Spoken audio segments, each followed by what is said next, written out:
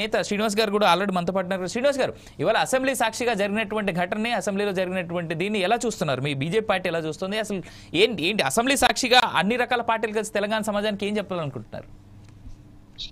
ముందుగా పెద్దలందరికీ నమస్తే అసెంబ్లీ సాక్షిగా ఏం జరుగుతుందంటే ఇప్పుడు ప్రజలకి ఏం చెప్పదలుచుకున్నాము అనే విషయాని కోసమే మనం అసెంబ్లీ నడుపుకుంటున్నాం వీళ్ళు కాంగ్రెస్ 100 కోట్ల అప్పు చేసింది టిఆర్ఎస్ 1000 కోట్ల అప్పు చేసింది ఈ అప్పుల గురించి కాదు అక్కడ టాపిక్ ప్రజలకి ఏం చేయాలి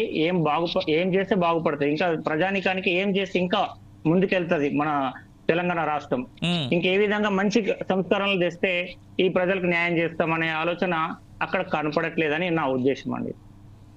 అక్కడ కనపడేది అలా నువ్వు అది రాసుకున్నావు అంటే ఒకరి మీద ఒకరు బురద చల్లుకోనికే అది టైం వేస్ట్ అవుతుంది ప్రజలది విలువైన టైం వేస్ట్ అవుతుంది విలువైన టైంని వాడుకోవడానికి కొరకు ప్రజెంట్ జరుగుతున్నాయి వాళ్ళు ఇచ్చిన కమిట్మెంట్లు ఏముందో వాటి గురించి చర్చ పక్కదో పట్టిపోయింది ఆల్రెడీ వాళ్ళు ఏదైతే కాంగ్రెస్ ప్రజలకి ఏ హామీ ఇచ్చి ఆ చైర్లోకి వచ్చిందో ఏ హామీ ఇచ్చి ప్రభుత్వం నిలబెట్టుకుందో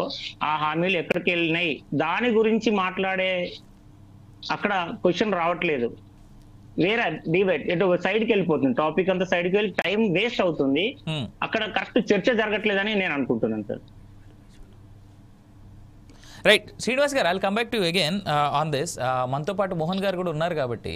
మోహన్ గారు ఒక మాట చెప్పండి ఇలా అసెంబ్లీలో జరిగినటువంటి తీరు నేను హరీష్ రావు విజువల్స్ ప్లే చేసే కంటే ముందు